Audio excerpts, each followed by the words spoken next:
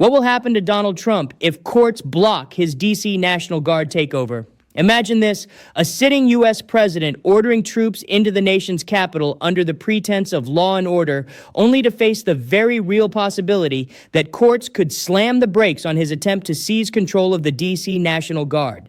This isn't just about Donald Trump and one controversial decision. It's about the constitutional limits of presidential power, the delicate balance between federal authority and local governance, and what happens when those limits are tested in broad daylight. If the courts declare his move illegal, it could set a historic precedent, one that reshapes how presidents wield emergency powers for decades to come.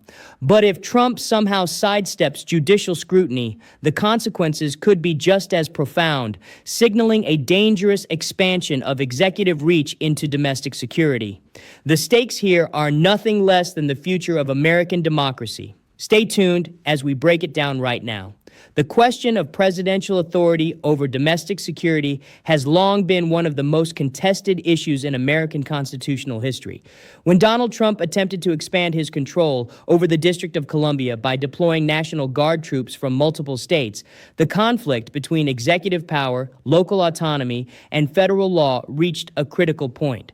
The lawsuits brought by the District of Columbia, combined with federal court rulings that found elements of Trump's approach unconstitutional, highlight a fundamental constitutional crisis. If the courts ultimately block his attempt to take over the D.C. National Guard, the consequences will be legal, political, and historical. In this analysis, I will explore the background of the controversy, the relevant legal framework, the details of the lawsuits, and the potential outcomes for Trump if the judiciary rules against him. The dispute began with Trump's decision to deploy National Guard units from 7 Republican-led states into the streets of Washington, D.C. The stated justification was rising crime in the city, yet statistical data indicated that crime rates in D.C. had actually declined significantly in recent years. Moreover, multiple Republican-controlled cities had higher crime rates than the nation's capital. This disparity fueled the claim that Trump's actions were politically motivated rather than a genuine response to public safety concerns. Local officials, including the D.C. Attorney General, argued that the president had exceeded his lawful authority by effectively federalizing local law enforcement. The attempt to bypass the mayor and the Metropolitan Police Department, coupled with the use of out-of-state guard units under federal command, amounted to what critics described as the creation of an unconstitutional federal police force.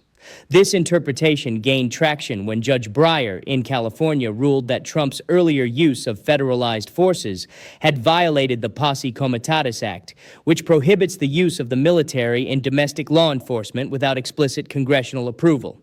To understand the potential consequences for Trump, it is necessary to review the legal framework governing the use of military forces within the United States. Several key statutes and constitutional provisions are directly relevant. First, the Posse Comitatus Act of 1878 prohibits the federal government from using the military to enforce domestic laws unless expressly authorized by Congress.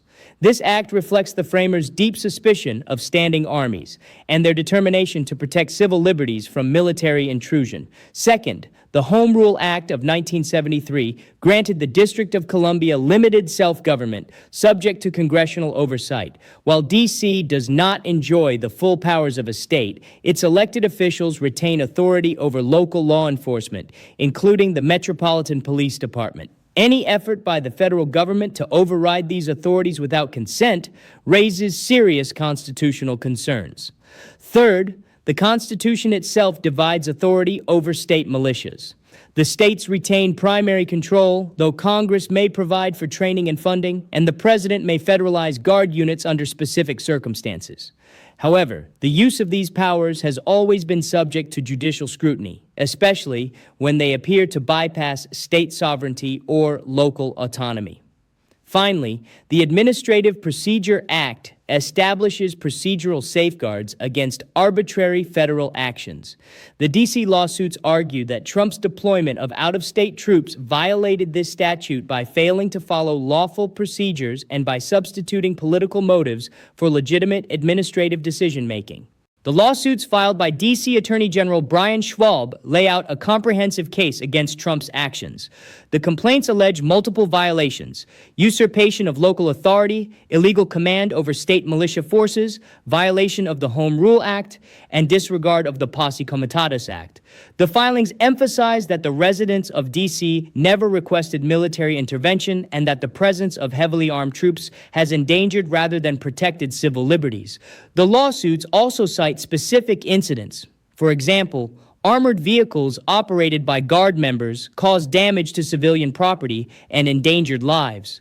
Photographic evidence showed military equipment deployed in city streets, reinforcing the impression of occupation rather than lawful policing. The filings further highlight that these Guard members were not trained in constitutional law, due process standards, or civilian policing practices. Their deployment risked unlawful searches, seizures, and violations of fundamental rights. Importantly, the lawsuits stress that Trump's justification was built on a demonstrably false narrative. Crime in D.C. was not spiking, but declining. By portraying the Capitol as a crime-ridden embarrassment, Trump created a rationale for federal intervention that lacked factual basis. In legal terms, this undermines the credibility of his defense and supports the claim that his actions were arbitrary and capricious. The courts have historically been cautious about expanding executive authority in domestic security matters. From the suspension of habeas corpus during the Civil War to the internment of Japanese Americans during World War II, controversial presidential actions have later been judged harshly when civil liberties were compromised. More recently, courts have placed limits on the use of federal agencies for political purposes, emphasizing that executive discretion must remain within constitutional bounds.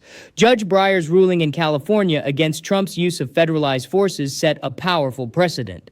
By declaring that Trump was effectively creating an unconstitutional federal police force, the court signaled that similar deployments in D.C. would face intense scrutiny. Judge Reyes's comments during an earlier D.C. case also indicated a judicial willingness to block Trump's takeover.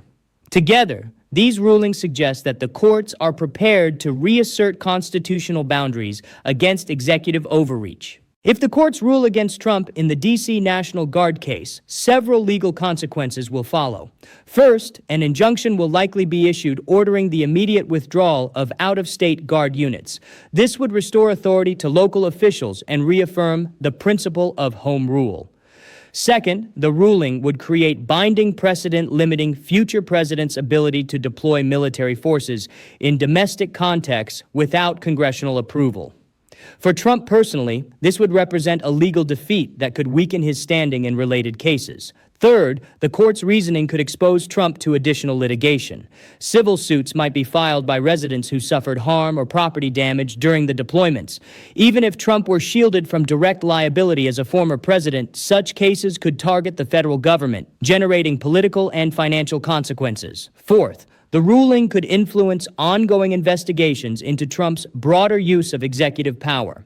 Prosecutors might view the decision as evidence of a pattern of unlawful behavior, strengthening arguments that Trump abused his office.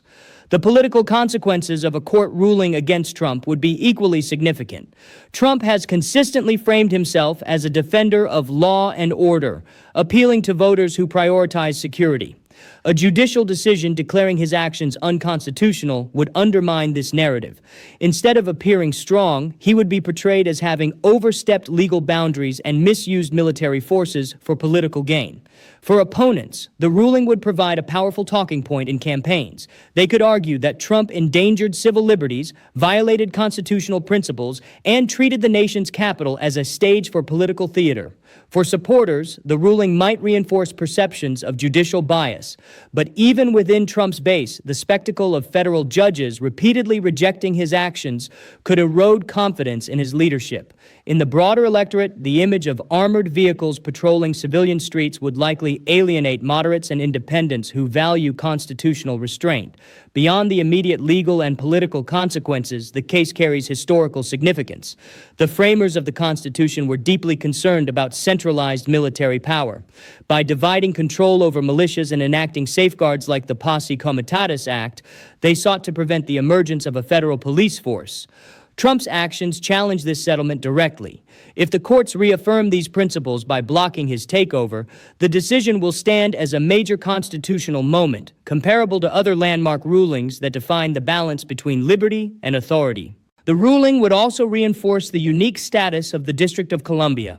For decades, D.C. residents have sought greater autonomy and even statehood. Trump's intervention highlighted the vulnerability of the district to federal overreach. A judicial victory for D.C. could strengthen arguments for expanded self-government and enhance the legitimacy of local leaders. It could also serve as a precedent for protecting other jurisdictions from politically motivated interventions. The outcome of the legal challenges to Donald Trump's attempted takeover of the D.C. National Guard will carry profound consequences for the institution of the presidency itself. At its core, the controversy centers on the limits of executive authority in deploying military forces within the United States. If the courts decide to block Trump's actions, the judgment would serve as a strong reaffirmation of constitutional boundaries that every future president will need to respect. A ruling against Trump would send an unambiguous message. Local consent matters. The District of Columbia, though not a state, has been granted home rule powers that allow its elected leadership to make critical decisions about policing and public safety. By rejecting Trump's effort to bypass those local authorities, the courts would emphasize that even in situations where the federal government claims a national interest, local voices cannot simply be silenced. That principle would ripple outward to every state and city. Future presidents, regardless of party, would have to recognize that deploying military personnel in domestic law enforcement roles without cooperation from local authorities risks judicial invalidation. In addition, a ruling against Trump would underscore the continued vitality of the Posse Comitatus Act. This 19th century law remains one of the strongest legal barriers against domestic use of military forces. Courts declaring Trump's actions unconstitutional would breathe new life into the statute, reminding both policymakers and the public that the American system of government resists the creation of a standing federal police force. This would not eliminate a president's ability to respond to genuine emergencies, but would draw a clearer line between military defense and civilian law enforcement. In effect, the precedent would preserve the balance envisioned by the framers and reinforce democratic accountability by ensuring that military power is not a tool of routine political governance. By contrast, if the courts were to uphold Trump's actions, the implications would be transformative. Such a ruling would effectively authorize presidents to federalize guard units from multiple states at will without local consent and use them for policing tasks in domestic cities. In practice, that would create a permanent avenue for the executive branch to maintain a de facto federal police force. The consequences of this scenario would reach far beyond Trump's presidency. Every future president could claim the same authority, leading to the normalization of military presence in domestic law enforcement. This would represent a dramatic expansion of executive power, with potentially destabilizing effects on civil liberties, state sovereignty, and the balance of federalism. Although this outcome appears unlikely given existing rulings and constitutional tradition, the very possibility demonstrates the stakes of the D.C. lawsuits. Courts must weigh not only the immediate dispute, but also the precedent their decision will set for decades to come. In this sense, the implications for future presidents are nothing less than the definition of executive power in the domestic sphere. While the broader constitutional implications are significant, the case also carries immediate consequences for Donald Trump personally. Several possible scenarios can be outlined depending on how the litigation proceeds. The first and most straightforward scenario is a decisive judicial defeat. In this outcome, the courts grant an injunction ordering the withdrawal of the National Guard from D.C. Trump complies, the troops leave, and local officials regain full authority. Politically, this would amount to a setback undermining Trump's image as a decisive leader on matters of law and order. Yet legally, the damage might be limited to the precedent set by the ruling.